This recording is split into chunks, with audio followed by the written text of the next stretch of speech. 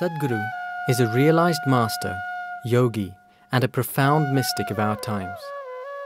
His work is an outpouring of his blissfulness that finds expression in the form of uninhibited compassion, love, and a ceaseless offering to help all beings. Belonging to no particular tradition, Sadhguru incorporates what is most valid for the modern seeker from the spiritual sciences, from his powerful yoga programs for inner transformation to his inspiring projects for society and the environment. Sadhguru's work is an endeavor to create an inclusive culture that is the basis for global harmony and progress. His public satsangs and programs draw hundreds of thousands of people from all walks of life, creating a huge spiritual wave in each city. These classes provide individuals with the tools to optimize all aspects of health, inner growth, and success. Available to all who are willing, Sadhguru's life is an invitation to the divine through individual transformation. Sadhguru works with the world's preeminent leaders and institutions to foster peace, global understanding, and international cooperation. He has addressed a number of prestigious international forums and has conducted special programs for various groups and corporations to instill an inner balance which empowers one to effectively handle external situations.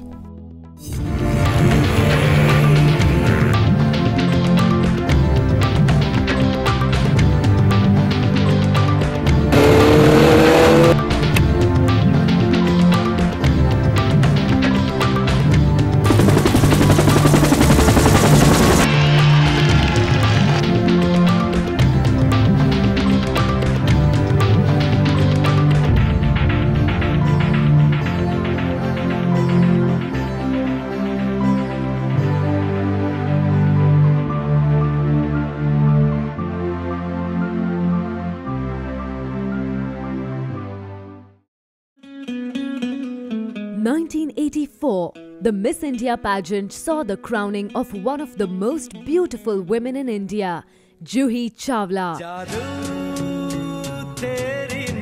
She completed her graduation with honors and even won a university scholarship. But a chance meeting with director Mukul Anand led to Juhi being cast opposite Karan Kapoor in the film Sultanat.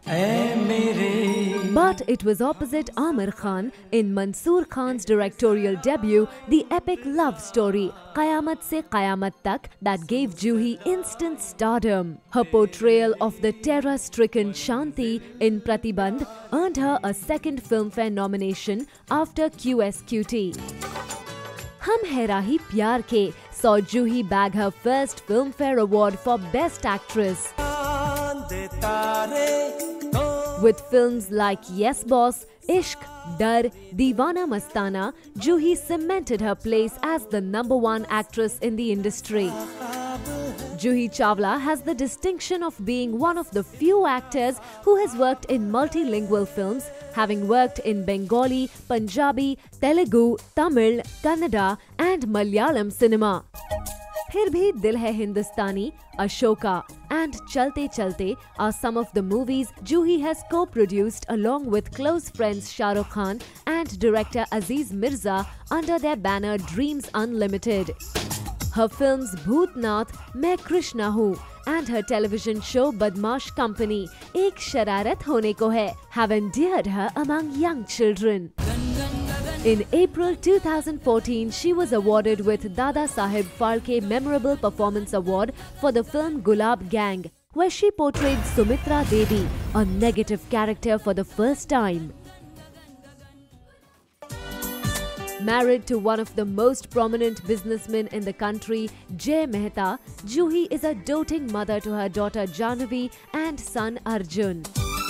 Along with her husband Jay Mehta, Juhi partnered Shah Rukh Khan in yet another enterprise by becoming the co-owners of one of the leading Indian Premier League cricket team, Kolkata Knight Riders, and were champions in 2012 and 2014.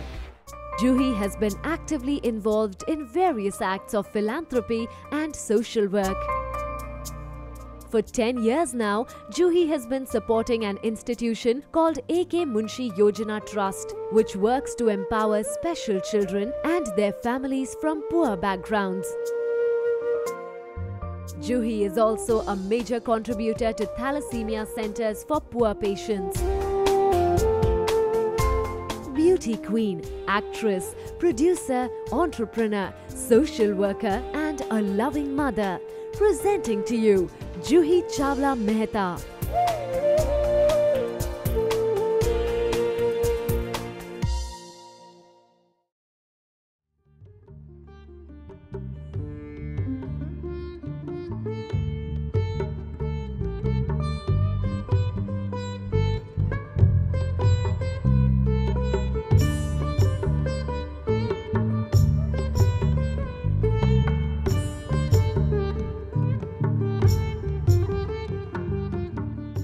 Conversation with the Mystic is a series that's rapidly gained momentum and popularity ever since its inception a few years ago.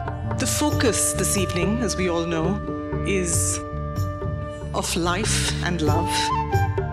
Love, of course, being that dodgy four-letter word that seems to give many a reason to live and sometimes gives them a reason to die.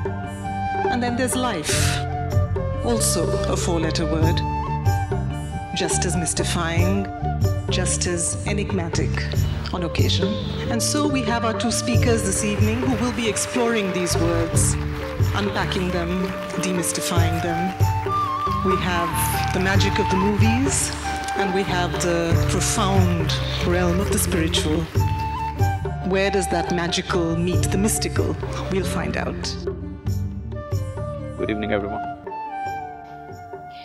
Good evening, everyone. Nobody's saying anything. What's the matter? No, they're all here, but they're very silent. They're all waiting for it all to begin. And let me tell you, I have to confess, as I came on, before this I was quite relaxed, but as I've come onto the stage, my heart is beating really fast. So while Guruji was praying, I was saying to myself, I must be relaxed. This is the time. When I am with my Guru, I must be relaxed. This is it. So yes, I will calmly begin by thanking you, Sadhguruji, for giving me this opportunity to be in conversation with you. Isha Foundation, thank you very much. I thought when we're talking about of love and life, heart beating is a good thing. Okay. Yes, it is a good thing. It shows I'm alive and in love and about to begin this conversation. And Sadhguruji, I want to say I have attended your inner engineering program. I have seen some DVDs, I have read your books. And everywhere, there are your brilliant views on various issues.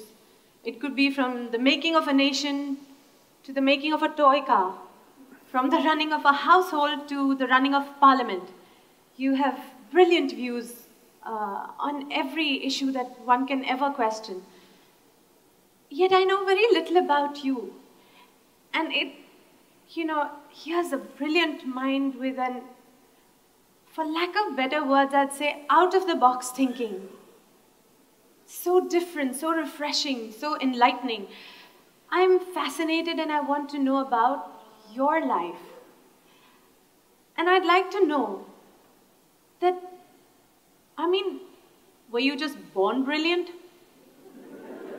Did it begin from that very moment?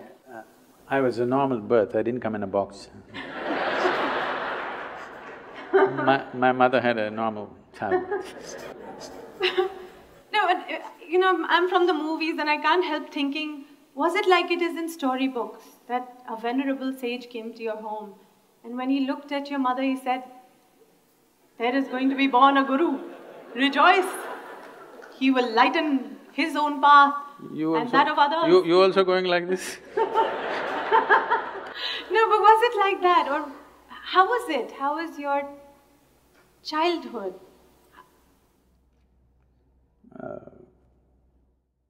I don't think they all came to listen to my mother's labor pains.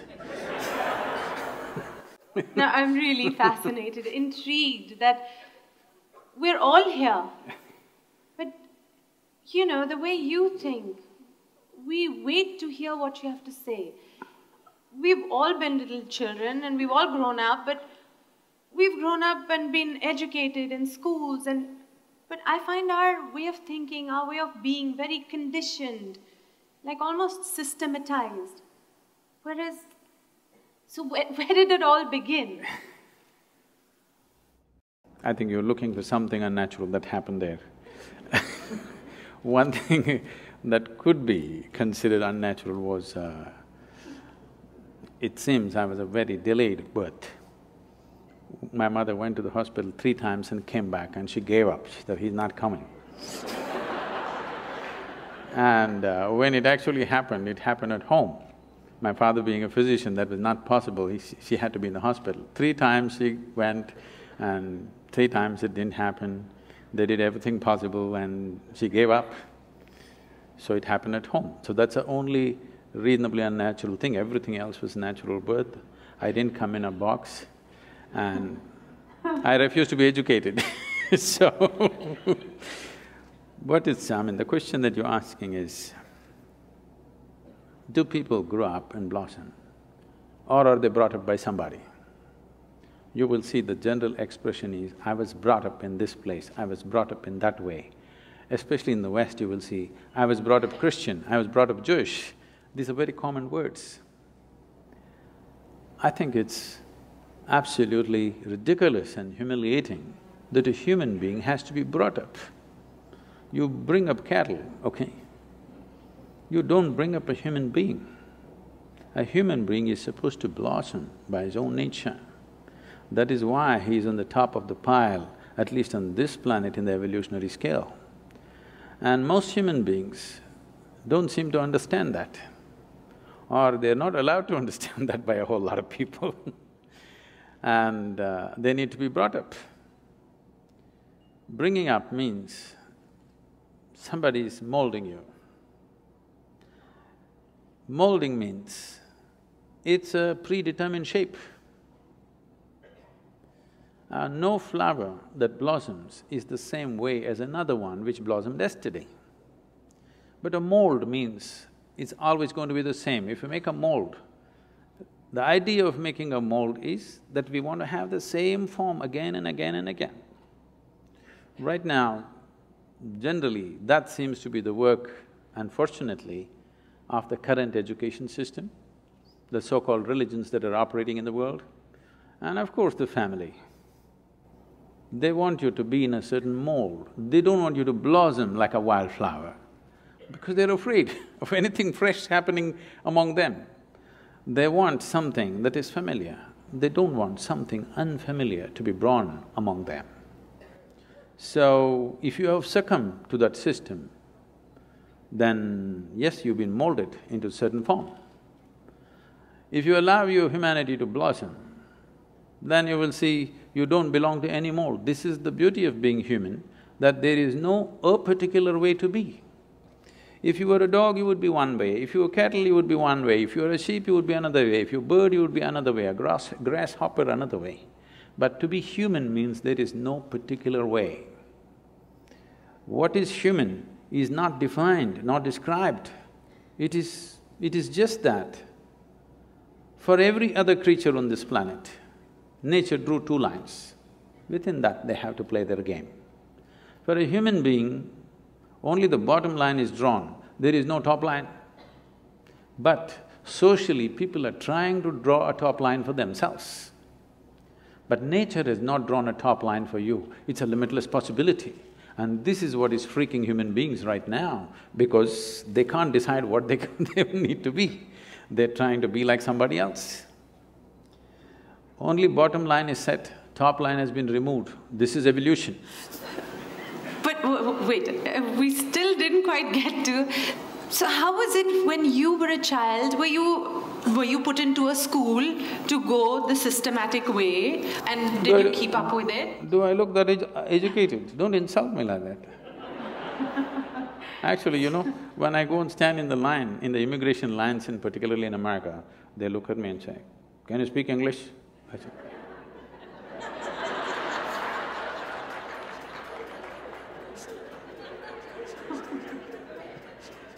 Because I have that uneducated look, it's not easy. Do you know? Do you know what it takes to remain uneducated?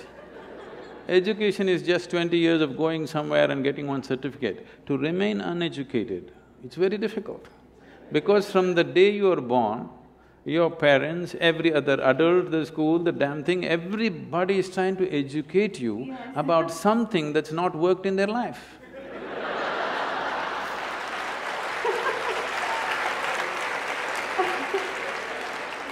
And then, did you also, like we all went through these confused teenage years of not really knowing where we're going? I mean, did you clearly know your path? Not at all. I was… right from 3 or 4 years of age, I was always a million questions hanging in my head. I have a question about everything to everything. Questions means very fundamental questions about existence itself, my own existence. So when I was 3, 4 years of age, suddenly I realized I know nothing.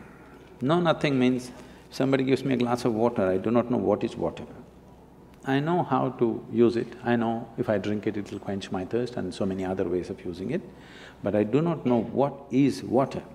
I'm saying even today you do not know what is water. So only thing available in all 3 states on the planet, 2/3 of the planet is water, 2/3 of your body is water. If we think life, we think water. But do you know what it is? With all the scientific exploration, we do not even know a single atom in its entirety. Today our idea of science is learning how to use everything. Yes, we know how to use an atom, we know how to break it, we know how to fuse it, but we really do not know what it is. Any one thing, tiniest thing in the creation, we do not know in its entirety. This is the fact of life. Well, even something simple as what you started with saying, that looking at water, I mean, straight away I was taught water, H2O, and what it can do, and you can mix it with colors and it becomes that, you can drink it and it quenches your thirst. But I never looked at it and said, I don't really know what is water. Because nobody looks at anything. See, everybody is looking like this. Nobody has any attention for a piece of life here. They're like this. If you pay attention to one life, one blade of grass, one grasshopper, one human being, something else will happen. That's why we said life and love, because if you pay attention to one human being, some love will happen within you, okay? If you miss life, at least some emotion in that direction must happen to you. That will happen only if you pay attention to one. If you're looking at like this, these days it's become a fashion because you're on love on Facebook, you love the whole humanity. To love one human being, if you want to love one human being, it costs life.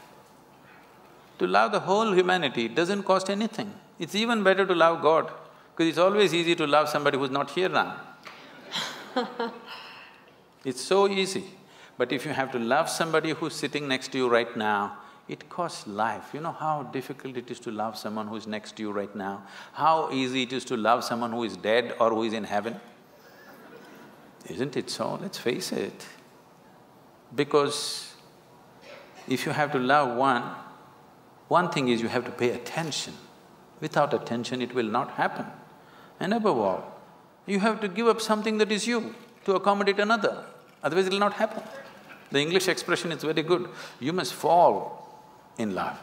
You cannot rise in love, you cannot stand in love, you cannot fly in love, you have to fall. Something of you should fall, otherwise it will not work, you will not know it. So, you want to have a fake sense of life, then you don't pay attention to anything. Everything is information, nothing is a living experience. Everything is from the textbook or from the cinema or from the internet. Nothing is from life's experience. We're doing more and more today of that. Sadhguruji, you just mentioned love, and today it is about life and love, and I would like to know, for us it is maybe love your family members, whoever it could be. Why I ask you this is because there's so many versions of this and I really want to get to it. Some teachers, some gurus, some guides will say, you can love, but you must be detached. Oh. You must love, but it cannot be conditional. It should be unconditional. And so there's versions of it. I just want to know. See, So, the simple way of make you keep coming back to me is to give you something that you cannot do. To give you a teaching which you can never do. You must love, but you must be detached. Now you have to keep coming back to me for consultation, endlessly. Sorry. I'm saying throw yourself into your love affair and die into it, something will happen. Something worthwhile will happen if you're willing to die into the process. Not just anything, whether it's your work or your life or your love or whatever, if you do not know how to throw your entire self into it, you will never know the taste of what it is. Love but be detached. Why do you want to love then? Only because you want to include somebody as a part of your life, part of yourself, that's why you love. No, I love but I am detached. This means you have to come back to consultation every day, it's like a psychiatrist's job. Every day you have to come and sit on the couch. You need treatment and there is a fee. So, okay, all right. So you can love and be attached. No, I didn't say that. Okay, I'm coming back for consultation, please. So what did you say? I only said, see, what is this need for love in a human being? You must understand, a human being constantly, a human being is longing to be something more than what they are right now. If this finds a simple, basic physical expression, we call this sexuality. Sexuality means just this, physically you're trying to make something which is not you a part of yourself. For a few moments you may succeed. If you try this mentally, it gets labeled as greed, conquest, or maybe simply shopping. Shopping. Oh. Some people go for conquest with swords and guns, some people go with checkbooks and cash, credit cards. The thing is, you want to include something which is not a part of you as yourself, that is the whole effort. Whether you want money or wealth or you want to occupy a nation, what is it? Something that is not you, you want to make it yours. Yours is an effort to make it a part of yourself. If it happens emotionally, on the emotional level, if you try this, we call this a love affair. You're trying to make somebody who is not a part of you, a part of yourself emotionally. This is a love affair. If you do it consciously, we call this yoga. Yoga means union. So all these efforts are fine, everything has its own beauty but has its own limitations. When you understand the limitations of all the other methods, nothing right or wrong about it, it is just that it will work briefly, it will not work for always. When you realize that, you consciously try to include. When you consciously become an inclusive process, if you sit here, if you experience everything as yourself, then we say you're a yogi, okay? So this is a love affair successful. To something you said at the end, which I would like to ask you again. You said love, inclusiveness. I can't understand how I can love everybody in this room. You cannot. There's some people you cannot love. I can barely see up there and up there. So how is that? How do you include everybody in your love? See, because you are looking at love as something that comes to you or you yield to the process of love only because you appreciate a particular quality, a shape of somebody's nose or the shape of their mind or their thought or their emotion or the way they speak or the way they do things or the way they relate to you, something, okay? There are many things. It is based on something that is acceptable to you. If they do something that is not acceptable to you, love crumbles. Yes. Now what I'm saying is, I want you to look at this, whether love happens to you or hate happens to you, anger happens to you, misery happens to you, joy happens to you, it only happens within you, isn't it? Yes. It never… People say love is in the air. No. Because you are feeling very pleasant in your emotions, suddenly air feels vibrant. It always been, you missed it all your life, now you're beginning to feel it. Okay. All right? So, whatever human experience, love or hate, whatever, happens only within you. What I'm saying is, at least what happens within you must happen by your choice. Consciously you must be able to make it happen. If you are able to… if your experience of what is happening within you is happening by choice, what is the problem? It only happens within you. Love is not a relationship. A relationship is a different thing. Love is a certain sweetness of your emotion. Whether you look at a tree, or a dog, or a man, or a woman, or a child, or just at the sky, why can't you look at it lovingly? Because it's not about loving the sky, it's about the sweetness of your emotion. If your emotions are sweet, whatever you look at it in a certain way. Right now you have nasty emotions, whatever you look at it in a different way. So you have always associated love with somebody. No, this is not about somebody. Love is not something that you do, it is something that you can become. If you're willing, you can become love, you can make your emotion into a very sweet space. If you make your body very pleasant, it becomes pleasure. If you sit here, it can be great pleasure just sitting here and breathing. If your mind becomes pleasant, we say this is joy. If your emotions become pleasant, we say this is love. If your very life energies become pleasant, we say this is blissfulness, this is ecstasy. If your surroundings become pleasant, we call that success. Now you're calling your success with somebody as love, that's a mistake. You have a success story with somebody, that is, you have created pleasantness in the atmosphere between you and let's say 5–10 people around you. You're calling that love. No, that is actually success, because that needs lots of management. Yes, it does. Yes or no? Yes, it does. Yes, but for you to be loving, there is no management. If you just make your emotions sweet, your emotions are sweet and it's beautiful to be like this. It's not about anybody. If somebody comes, we can share it. If nobody comes, you can sit here with your eyes closed and still be loving. What's the problem? It is not about somebody, it's not an action.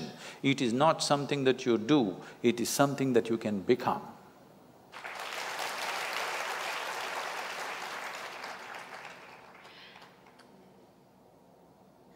It's a lovely, idyllic. It is not idyllic, it is the way it is. I mean, you'd really have to practice this. Why? Because I'm See, thinking… this is what exactly I'm saying. If it is an action comes to perfection with practice. Only if it's an action. I'm saying love is not an act. Is health an act? Are you acting healthy right now? No. I know you're an actor, but are you acting healthy? No. So health is, because Yes. we have done certain things and health is, isn't it? Oh, we've not done certain things, We have we've been given health. No. Oh, we've been given, but if you eat bad, if you live bad, you won't be healthy. We've done certain things to manage our health. Similarly, if you do certain things, you can manage the pleasantness of your mind. If you do certain other things, you can manage the pleasantness of your emotion. If you do certain other things, you can manage the pleasantness of your very life energies. This is things that you can do. Now, what you can do internally, you're trying to manage externally. What can be done here within you, you're trying to manage by creating an atmosphere around you, which is a very difficult thing to do, because outside will never happen 100% the way you want it. To some extent we can manage, we can't do all of it by ourselves because there are many forces involved. Sadhguruji, you said something about health, and you said you do certain things for yourself. Certain things. One, you are given health, and then how you maintain it is you eat well, you exercise, and you remain healthy. Now, to be loving, when maybe in a household, any situation, maybe outside, like you said, outside forces are not pleasant. It doesn't come easily to then just be loving. So what is the practice to become that way, or to train yourself to be that way? I want to remove this idea from your mind. you believe you need to practice. Practice means you're trying to perfect an action, isn't it? To be loving at all times? Yes, yes, that is not an act. No, not an act. No, I But don't to want be to so go, I don't want to go accepting. back to the movies, okay? No, to be so accepting, because… No, it's not about accepting. Right now, do you want to keep your mind, your thought process, pleasant or nasty? Tell me, what is your choice? Ideally pleasant. No, just tell me, pleasant or nasty? You're thinking about it, this is… No, I'm trying to think, should I fox you and say nasty? Say it. Okay, nasty. I'm going to bless you now. No. Okay, I take back my words. Okay. All right. Any human being's choice for themselves is definitely pleasantness, Yes. isn't it? Body, mind, emotion, everything and surroundings, you want it pleasant. Yes. So why is it not pleasant? Surroundings are not pleasant because of many things. Yes. If your thought and emotion are not pleasant, it's entirely you, isn't it? Yes.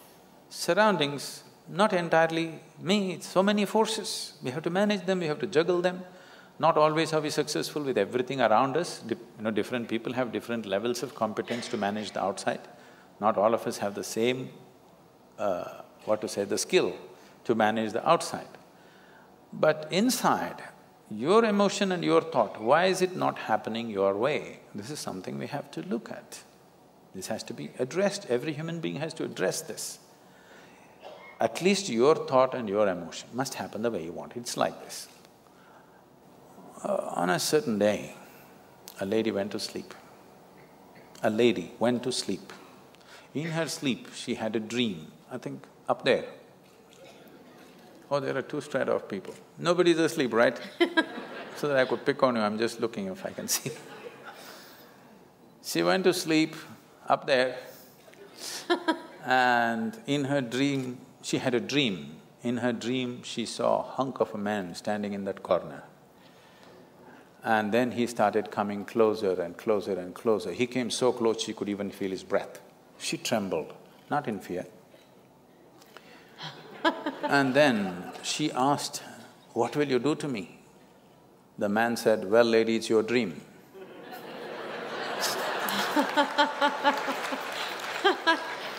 I'm saying, what's happening in your mind is your bloody dream. Now the problem with life is not that life is not happening the way you want it, even your dream is not happening the way you want it. That's a problem. I'm saying at least fix this, at least let the dream happen the way you want it. If you are dreaming the way you want right now, your thought and your emotion would be pleasant, isn't it? Yes, but well… Fixing the world is another thing, that's a different game. That needs lot of skill. This needs just willingness. Why we are continuously talking about joy, blissfulness, love is not because it's a goal by itself, these are not goals by itself.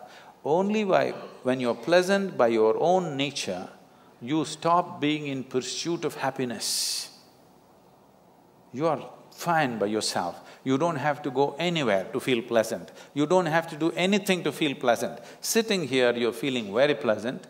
Now you will look at life the way it is. Otherwise, you're an endless race. Pursuit of your happiness is a lifelong thing. Till your deathbed you're pursuing, what does it mean? That means you're a failure. If you're pursuing happiness when you were 5, I can understand. But that was not the fact. When you were 5, you're simply happy by your own nature. When you're 50, you're pursuing your happiness, this is a failed story, isn't it? But Sadhguruji, suppose we say this to the common man who has a little house. Where did you meet a common man? I'm imagining it. Every man or woman think they're special, believe me. Oh, yes. Yes, so where did you meet a common man, I'm asking? Oh. Okay, Sadhguruji, when you said about the common person and the special person, I know some teachers have always told us, and why your parents always tell you that, you are special. Each one of us is unique. I remember this part, I'm not sure whether I heard it at your discourse or on a DVD of yours, where you said it was about, people being special and us always thinking that God knows of us. And you said something like, do you know all the grasshoppers in your garden? So, of course, all of us have said no. So you said something like, so how does God know each one of you then? And I was devastated.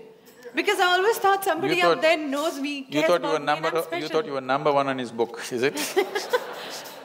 Well, I've been told since I was a kid, you're special, you're unique, and God cares about you. When somebody says you're unique, it's an insult. No, you know? You said no top line, so you're Okay. peaking in different ways. In this vast cosmos, this solar system is just a speck. Tomorrow morning, if the whole solar system disappears, vanishes, evaporates, nobody will even notice it. Maybe it's not even on the account books of creation. It's so small. In this speck of a solar system, planet Earth is a super speck. In that, Mumbai is a micro super speck. In that, you are a big man or a woman, which is a huge problem. This is a very immense existential problem, you know. This is because we have lost perspective as to who we are, what we are. Our psychological realities have become bigger than the cosmic reality. That is the big problem. It's time you step out of your cinema. I'm not talking about the Hindi cinema, I'm talking about the cinema that everybody is playing in their own minds. See, right now they darken this whole hall because it works best that way. This is the basic technology of a cinema. If you do not darken the cinema hall, if you light it up and play a nice cinema, it's not going to work. You have to darken it. So I'm saying a cinema of your mind because it's a dark space. Every thought is enlarged, playing out bigger than the cosmic space. Today, everything in the cosmos is happening perfectly well, but you have one nasty thought crawling in your head and it feels like a bad day, isn't it? Yes. So that's because your psychological realities, your petty creation has become larger than the Creator's creation. You lost perspective of life. That is the fundamental basis of all this confusion and suffering. If you see who you are, the microspeck that you are, you wouldn't imagine that God is made in your own image and He looks like you and whatever. Okay? If we were all buffaloes, we would definitely think God is a big buffalo. Okay, so what is it really? Please tell us please define it for us. What is it? What is going on? This life, this love, all these emotions that we go through in our lives, all these thoughts that we create for ourselves. What is going on? These are all human possibilities and capabilities. Every possibility becomes a problem for those who do not explore the possibility in its right perspective. Thought is a tremendous possibility. An ant cannot think like you. He can work better than you, he's more disciplined, he better traffic rules than you. There's no traffic jam out there, okay? But he cannot think like you. That sets us apart. This is a possibility. But now this possibility has become a problem for 90% of the humanity. Now they're freaking because they can think. And they're thinking all the wrong things, their thoughts have become nasty. If they were pleasant, they would have enjoyed their thought process. Because it's become nasty, it's becoming an ailment, isn't it? People are suffering their thoughts immensely because they do not know how to keep it pleasant, nothing has been done towards it. So what is a possibility always becomes a problem if you do not explore it in the right perspective. So your thought and emotion has become a problem. Now love affair is a problem, you're making all kinds of things out of it, which are all coming from this misunderstanding. Not understanding this thought and emotion is generated by me, I can generate it whichever way I want. If nastiness is what you like, you do it. I don't care if that's what you like, but you're suffering it. If you're suffering it, you shouldn't be doing it. I'm not telling you be loving. What is your choice, pleasantness or unpleasantness? If unpleasantness is your choice, you enjoy it, do it, what is my problem? You want to drink poison, what is my problem?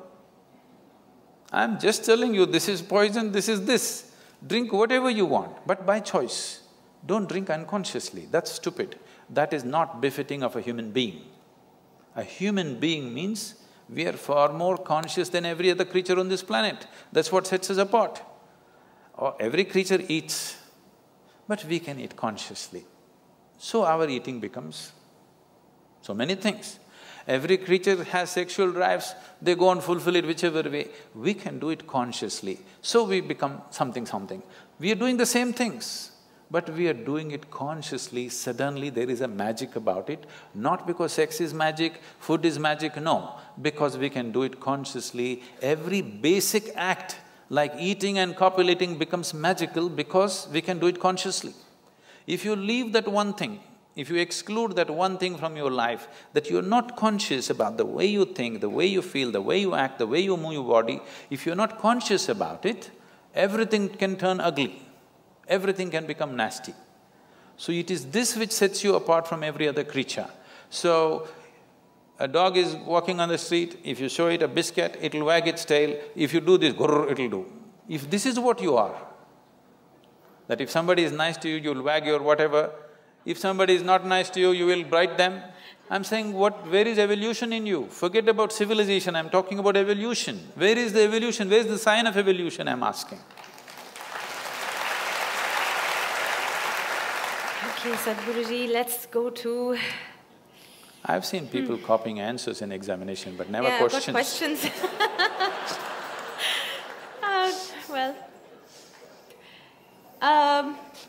Today many women in our modern society are stepping out and having a career. And I'd just like to know, what do you think of this? Of women stepping out, being career people, managing home as well, being financially independent? Is this good? Say, every woman should do what she wants to do as an individual person. It should not be made into a trend in a society or the only right thing to do in the world. Because I think if a woman intends to have 2 children and raise them, I think it's a full-time job. I'm not saying she should not go out and work. If she wishes to, as an individual person, she's free to do what she wants to do. But having 2 children is not about reproduction. You're manufacturing the next generation of people. How the world will be tomorrow will be determined by what kind of mothers you have today, believe me. You know, I've seen many ladies coming to me and say, when I ask, what are you doing? Oh, I'm just a housewife. I said, why do you say you're just a housewife? You don't seem to understand the significance of, being able to nurture 2 or 3 new lives. It's not a not important job. It's a very important job. Career, I want you to understand, right now because we have made the whole world into economics, unfortunately women also getting as stupid as men, as if how much money you earn is going to determine the value of your life. No, it is just procurement of things that you need. Money is just about that. Man was procuring, woman was taking about the more beautiful aspects of life. Now woman also wants to procure. If there is such an economic need in the family, fine, she must do it. But it is not a compulsive need. It must not be set up as something better to do than doing something. If she sings song, if she plays music, or if she just loves her children, or if she cooks beautifully, or she just lives beautifully like a flower, it's good enough, I'm saying. It is not necessary that only if she earns this much money, she is doing something valuable, otherwise she's not. If there is an economic need, she can do it, or if she has a passion for doing it, she can do it. But let not such values be set up in the world because you are not evolving, you're regressing. You are making survival more important than aesthetics of life.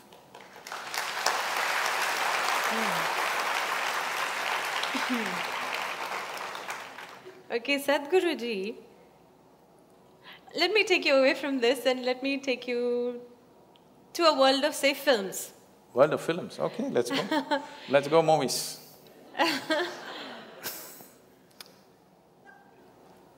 Years ago, when films started and, through the 60s, 70s, there were lovely stories, nice values, beautiful music, lyrics.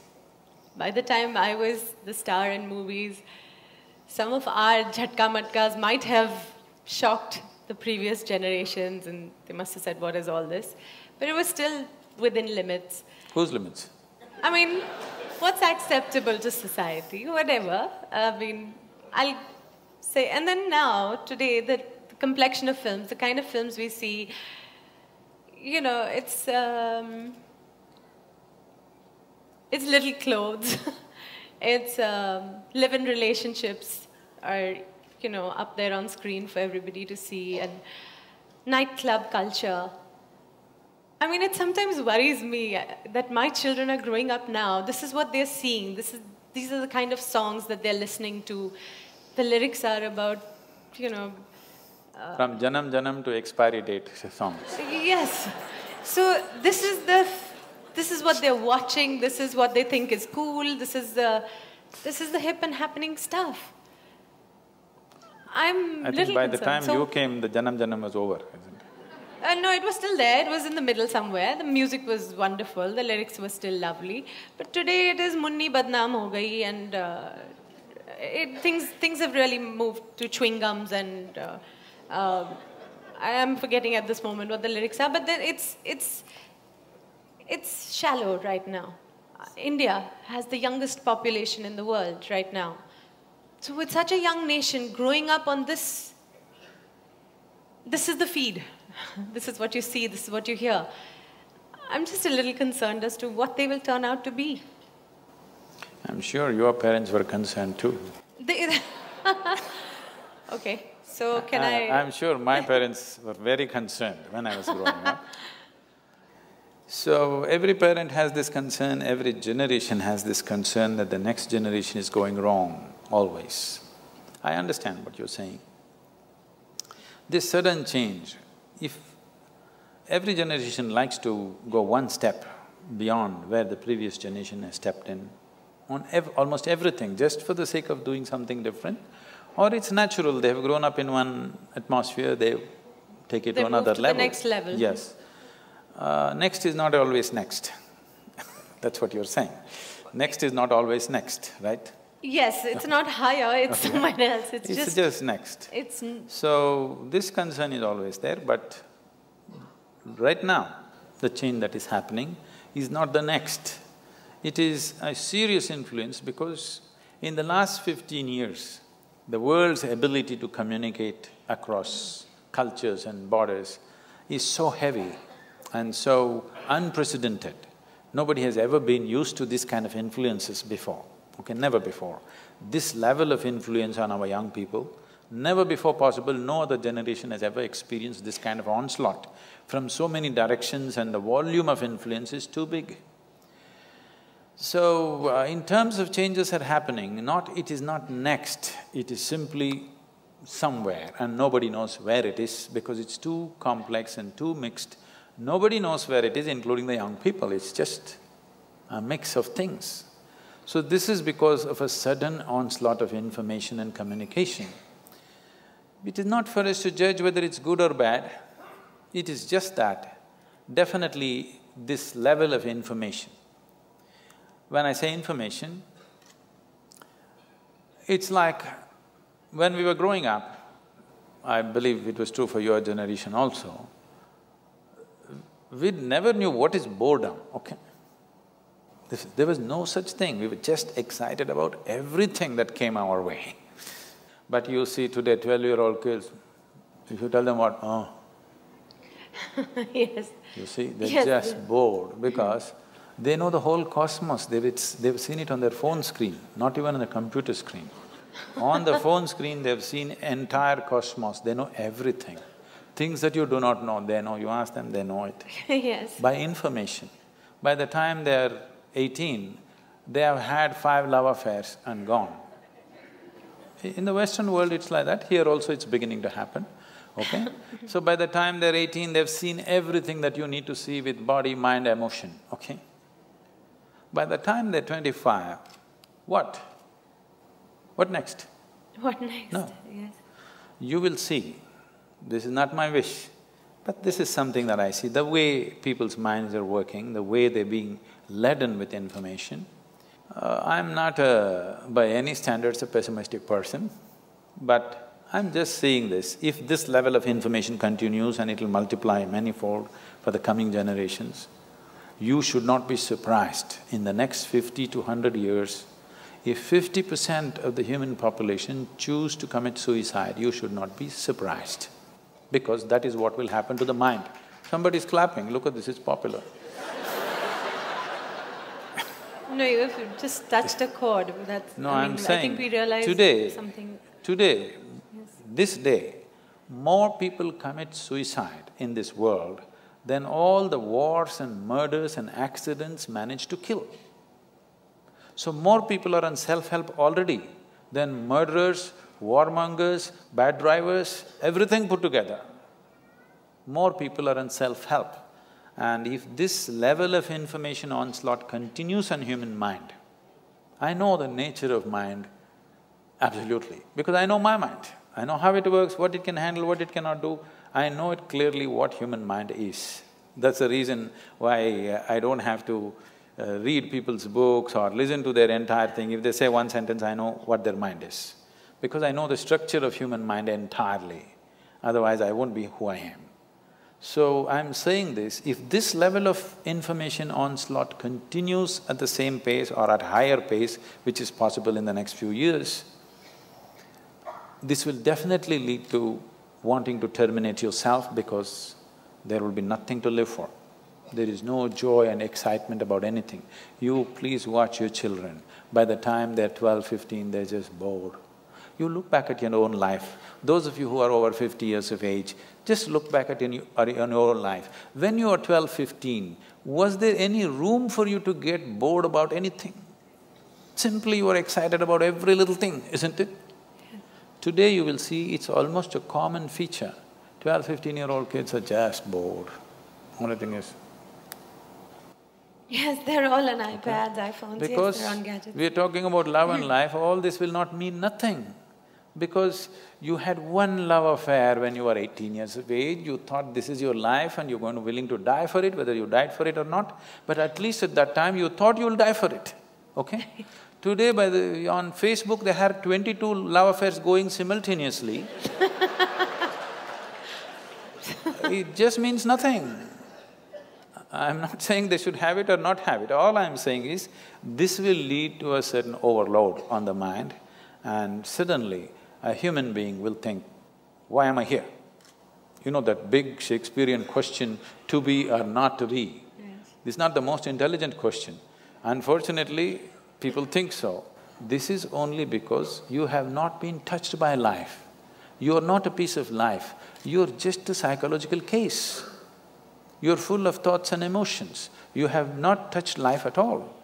You think your thoughts and emotions are life? No. Your thoughts and emotions are the drama that you're creating in your mind. It is your cinema. You must be able to end it somewhere. If you do not know how to put the end, then it's going on endless cinema, you're going crazy. Life is happening here. You know, your work is not life, your family is not life, your career is not life, your cinema is not life, your thought is not life, your emotion is not life. Life is happening here. Everything else is accessories to life. Now, the frills of life have become larger than life itself. Life is entirely missed. If you touch life within you, then it's an explosion of energy. When such a thing never happens to you, because you have information about the whole cosmos on your phone screen, you will never be touched by life because too much information, too much thought, even emotion is drying up, too much thought. This has happened. If you look at European philosophy in the last 150 years, you will see, if you read Dostoevsky, you will want to commit suicide. Brilliant, intellectually brilliant, but you will wonder why are you alive? Because intellect is like that. If you wake up in the morning, devoid of touching any life's experience within you, don't think about your child's face, do not think about the flowers in the garden, birds in the sky, nothing beautiful that ever touched you. Just think logically, you have to get out of bed, that's not a small feat. You have to brush your teeth, breakfast, go to work, eat, sleep, again tomorrow morning same thing. Next 50 years you have to do the same process every day. If you look at it 100% logically and intellectually, you will have no reason to live tomorrow morning. It's only if you're touched by something, suddenly it's worth living. If you're not touched by anything, then it's not worth living. What is so worth living about a human being? Waking up in the morning, trudging through life every day, eating, sleeping, same rubbish. What is the point? There is no point.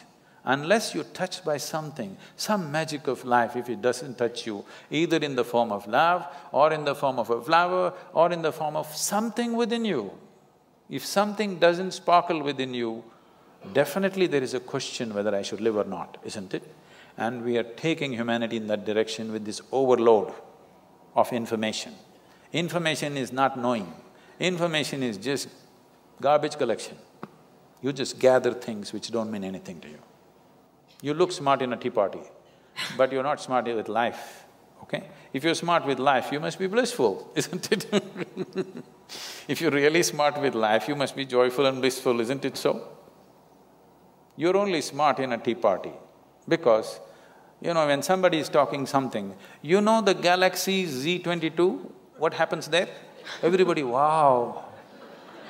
They can also open the internet and the same thing. You think this guy visited the galaxy? So Sadhguruji, then what is it? Okay, so for all of us, give us in clear, simple sentences, do this and you will be at least on the way to being blissful or happy or aware or living in a nice conscious way. If you just observe, if everybody makes a little effort, everybody take a little time for this piece of life, okay? Not for your family, not for your career, not for something else.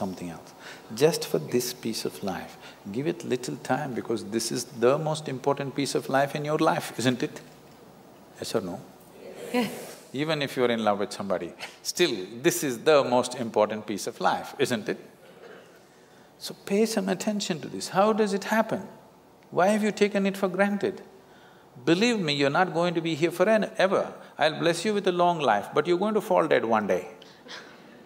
Yes or no? Yes. So, do not take this for granted. If you wake up in the morning, tomorrow if you wake up in the morning… No, this is not my wish, but I want you to know, of all the people who go to bed tonight, over 1 million people will not wake up tomorrow morning. And tomorrow, if you and me wake up tomorrow morning, is it not a fantastic thing? 1 million people did not wake up. You woke up. Is it not a great thing? Just look at the ceiling and smile. You are still awake. You're still there. 1 million people did not get up in the morning and you woke up. And for many millions of people, somebody who's dear to them did not wake up. So just check those 5, 6 people around you. They all woke up, wow, it's a fantastic day. You woke up and everybody who matters to you around you woke up. Is it not fantastic day? Yes. You don't think so? Yes. Yes. You don't seem to think so. Yes. Because the problem is just this, you are living with an idea that you're immortal. When I say you're immortal, you're not actually thinking you're immortal, but you're not conscious of your mortality. If you're not conscious of your mortality, somewhere you think you're immortal, isn't it? How many moments in a day are you conscious that you're mortal? If you were conscious, would you have time to crib? Would you have time to fight with somebody? Would you have time to do some rubbish with your life? If you knew, if you are conscious that you are mortal, you would do nothing other than what is absolutely needed for you and everybody around you. This one thing if you do, if you just remind yourself, you don't think this is a negative thing. Death is not a negative thing, it's the only thing which has added value to your life. If you're here forever, you would be unbearable. Yes, yes. Isn't it? Aren't we glad everybody dies one day? If you just become conscious of this one thing, that always you're conscious that I'm mortal, you don't have to think, I will die today, we don't intend, we want to live as far as possible. Just one day I will die. If you're just conscious of this one thing, you will naturally become spiritual. You will not become spiritual by thinking about God, you will become unrealistic, hallucinatory. You will start talking to somebody, you will start doing all kinds of things. Already people, they have earphones on and they're talking, you don't know whether they've lost it or they… 10 years ago, if somebody was walking on the street talking, you would know that he's lost. But today you don't know whether they got their headphones on and they just lost it and they're talking, we cannot make out. But if you are conscious that you are mortal every moment of your life, spiritual process has begun for you. So one of the main reasons, one of the fundamental reasons why that all these things have to be taught to you, that she's repeatedly asking this question, were you born special, did you have normal birth or not, is simply because most people have forgotten they're mortal. They think they're immortal. They may not actually think they're immortal, but they're not conscious they're mortal. With every step, with every breath, if they were conscious of this, you know how consciously they would live? They would become fantastic. It is your mortality which makes you want to know what is the nature of your existence. You really want to know where you came from, where you will go. Only when it sinks into you, all this drama, poof, one day it will end. But right now you think only others appear in obituary columns, you are only going to read it.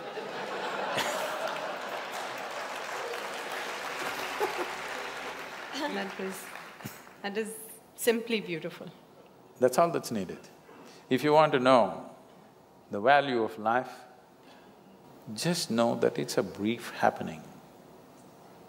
The time that you spend here as life, it's a very relative experience. If you're truly joyful and ecstatic, it's horribly brief, believe me. I feel like I was born day before yesterday, see already how I've become. Okay? Yes. But on a particular day, if you're depressed or miserable, one day seems like an endless thing. Yeah. So, only miserable people have a long life. Yes.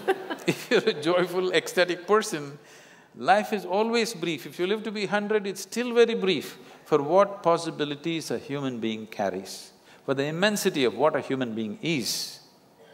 It's too brief a life. If you're given 100 years, 200 years, it's still too brief, because before you know what's happening, before you explore a few dimensions of life, it'll be over. It'll be over, okay? Only miserable people have a very long life, they feel it's very long. Sadhguruji, here we have a few questions. First question is from Prabhas Sundar Sen. Where and how do we draw the line between loving unconditionally and becoming a doormat?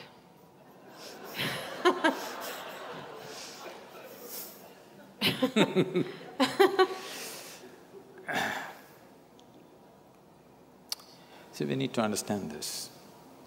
What's being right now passed around as love is generally a mutual benefit scheme. You give me this, I'll give you that. If you don't give me that, I don't give you this. This is not said, but it's done. Okay. It's done, isn't it? It's not said. So, human beings have physical, psychological, emotional, economic, social and various other kinds of needs. To fulfill these things, when you say, I love you, instead of making these things ugly needs that we have to, ugly transactions that we have to do, you give me this, you give me that, to bring some aesthetic and beauty to this transaction, we coat it with a certain amount of sweetness of emotion, which we call as love affair, where the transactions happen more smoothly, because once we are human, somehow doing basic transactions in a basic way makes us feel ugly. If you take food with both your hands and eat it, it's ugly, isn't it? We want to eat in a certain way. Similarly, to fulfill our physical needs, emotional needs, economic needs, we have arrangements where we can conduct this in a more aesthetic manner. I'm not saying it's right or wrong, this is the fact of life. So this level of love, I call this is enough to fulfill the domestic needs of one's, for two people to live together, to fulfill their needs, to produce children, to raise them. Domestic level of love affair people can have. But if people want to have a love affair which will bring them to an ultimate union, then not many people are competent to do that. Not many people are ready to have that kind of a love affair where it'll make two lives into one. Two becomes actually one in experience. That will need something more. Most people are competent of using love to fulfill the domestic needs. But to go beyond that, they are not ready. And when I say they're not ready either, I'm not talking about this person or that person. So when one is ready and another is not ready, or one is making an effort and another doesn't have the effort, then it feels like somebody is becoming a doormat. That is what it is, that it feels like they're being exploited. But above all, one who is longing to use love as a way of ultimate union should not be bothered about being doormat, this and that. In India, we have a culture where by choice people name themselves as slaves. You know, Ram Das, Krishna Das, this Das, that Das. What is it? They're openly saying, I'm a slave, I'm a doormat, I want to be a doormat. They're not saying, I'm afraid I'll be used as a doormat, they're saying, I want to be a doormat. So this is a kind of love that they are wanting to use for ultimate union. This is not for domestic purposes. So if you're looking for ultimate union, then love is a different affair. If you're looking for conducting of domestic affairs, then you must manage dignity, who gets what. If anybody is using more than what they should, then if you don't give me that, I don't give you this, okay? Otherwise, if you're looking for ultimate union, you should not think of all these things, that's a different affair. That's not much social thing. If you fall in love itself, you become vulnerable to somebody. Yes. Without becoming vulnerable, there is no love affair. You have to fall. When you fall, somebody may raise you or somebody may walk over you. Yes. But the thing is, the experience of your life is beautiful because you fell, not because they raised you, not because they walked over you, because you could actually have the sense of abandon in you to fall. That was the beauty of your love affair, not what they gave you, what they did to you, this no. The beauty was you sat alone and you think you really love this person so much you're willing to die. That was the most beautiful moment. Not the moment they gave you a big gift, not the moment they gave you a diamond ring, not the moment they said this and that about you, no. You just sat here and you're willing to die. That was the moment. Not just a doormat, you're willing to be the dust on their feet, okay? I'm not saying you should be like that. I'm saying where love transformed itself into devotion. If you fall in love itself, you become very vulnerable, but there are still some shreds of sanity in love affairs that you can recover. But if you become a devotee, there is no sanity left and you cannot recover. So before you tread such a land, you must see whether you offer it or not. What are your goals, first of all? If your goal is to make a life, a cautioned, a very measured love affair is good. But your thing is, you want to dissolve into the process of life, you don't want to have a good life, you're not planning to have a good life, you just want to become an explosion of life, you don't care what you get and what you don't get, then you become a devotee. Devotion means it's your intention to dissolve into your object of devotion. So a devotee is not expecting whether I'll become a doormat or a crown on somebody's head. Whatever I become, as long as I can touch your feet or head or whatever, it's fine with me. Yeah. So that's a different state of existence. I don't think somebody who's looking for a domestic level of love affair should even ask that question.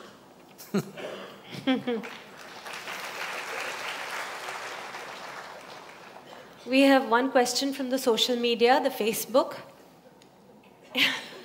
Amit Madan wants to know, in this materialistic age, the real feeling of love is disappearing from our life. Most of the love we receive from others and express to others is superficial. How can we reinforce the real feeling of love in our own life and in others? Forget about others. If you learn to be loving by your own nature, not because of somebody else or something else. I know the question is coming from Facebook, there's an enormous possibility. You can even love those people who don't even exist. So I'm saying it's a tremendous possibility. So, if you just become love, not love somebody, then you will know the nature of love. If you love somebody, it's a fickle happening, because no human being will happen 100% the way you want them. Every human being on this planet is going to disappoint you, believe me.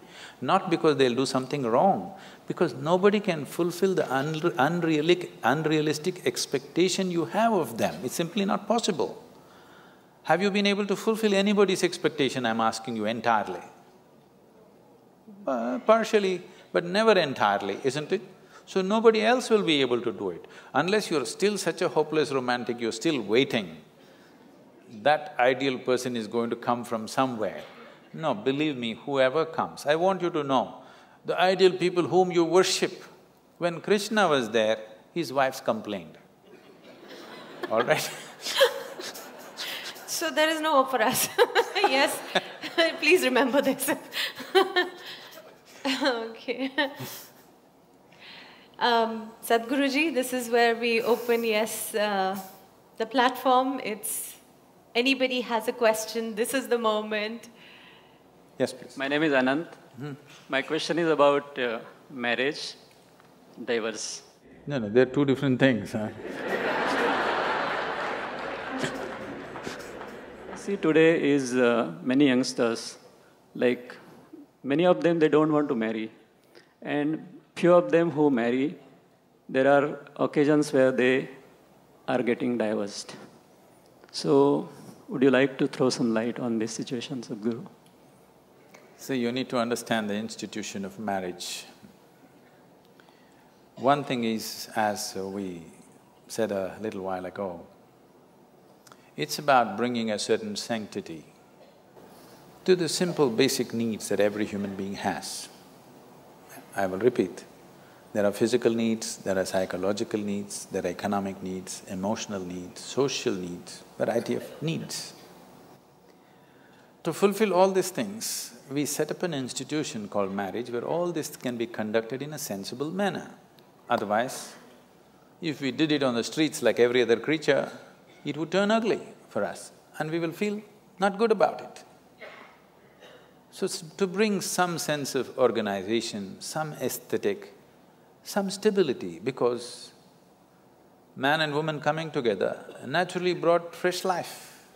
The nature of human life, the nature of human offspring is such that because of the possibilities that a human being carries, it is, compared to any other creature, it is the most helpless life, which needs maximum amount of support.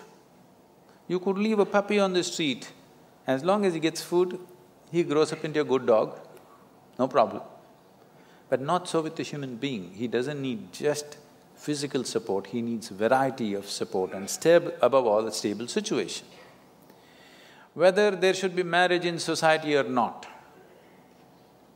one will debate when they are 18, because physical body is asking for freedom, all right? At that time, everybody questions, is marriage really needed? Why can't we just live whichever way we want? But when you're 3 years of age, you valued marriage immensely, a stable marriage immensely, isn't it so? Yes or no? Yes. Yeah. Not yours, your parents. Your parents, yes. When you're 3-4 years of age, you're 100% for marriage. Again, when you become 45-50, you're 100% for marriage. Between 18 and 35, you're questioning the whole process. Okay? That's true. I'm not saying marriage is the thing, but do you have a better alternative? If you have a better alternative, damn the marriage. But you have not come up with a better alternative, because a stable situation is a must for a child. Once you have a child, it's a 20-year project. Yes. Okay? That is if they do well. If they don't do well, it's a lifelong project.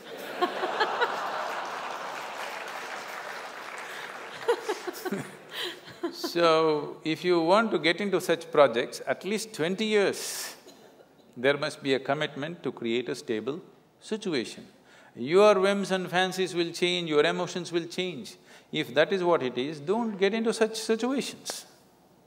It's not compulsory for everybody to get married. It's good, young people, you are saying people are thinking whether to get married, and I'm glad. It is not necessary for everybody.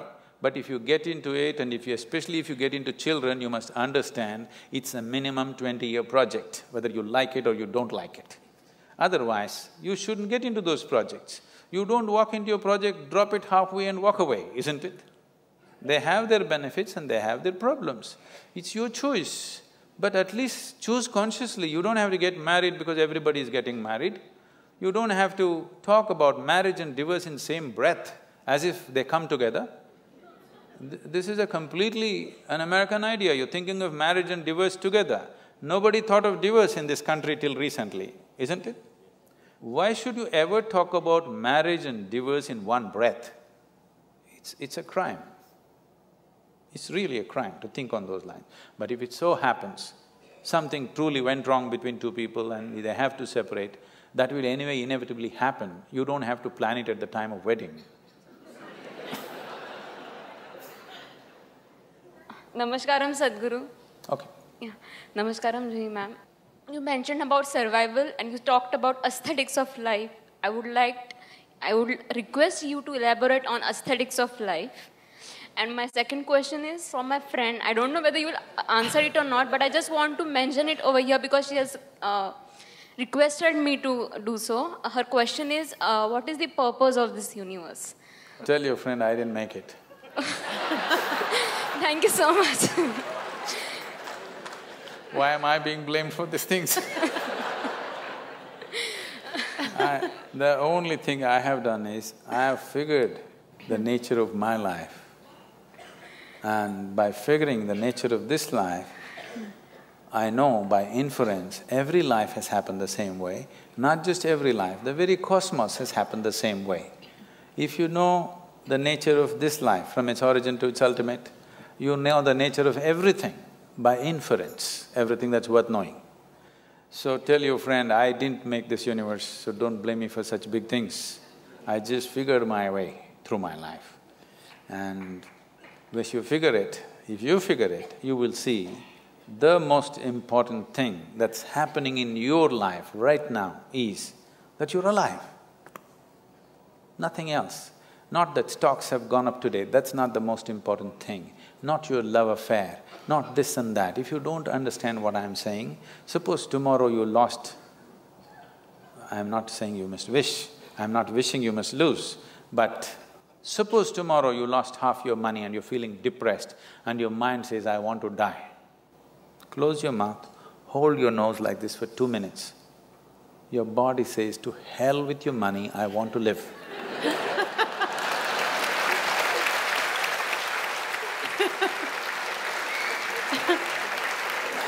Tomorrow, you found your love affair collapsed and your mind says, I want to die. Check. The life within you says, to hell with your love affair, I want to live. Every time you feel little suicidal or depressed, just check. The life within you says, to hell with all these things, I want to live. So I want to know the most important thing that's happening to you right now is life itself, not the fancy thoughts that you have, not the emotions that you have, not financial arrangements or family arrangements or whatever rubbish you have built around you. These are all accessories to life. These are all frills. Frills are so much you're missing the skirt, that's the whole problem with you. Yes, so much frill. Fundamental things are forgotten.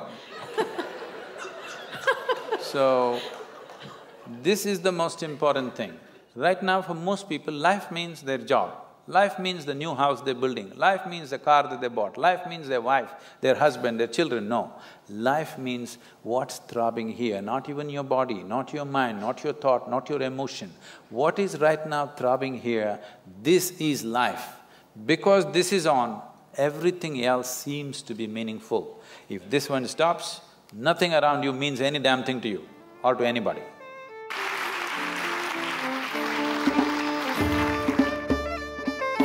liked what Sadhguruji today, what he was explaining, that this blissfulness, this happiness, whatever it is not outside of you, and it is there with you. If you at every moment remember that you are here only for this brief time, wouldn't you do the best every moment? Wouldn't you love everybody that moment? Wouldn't you do all the things that you love or you value every moment of your life?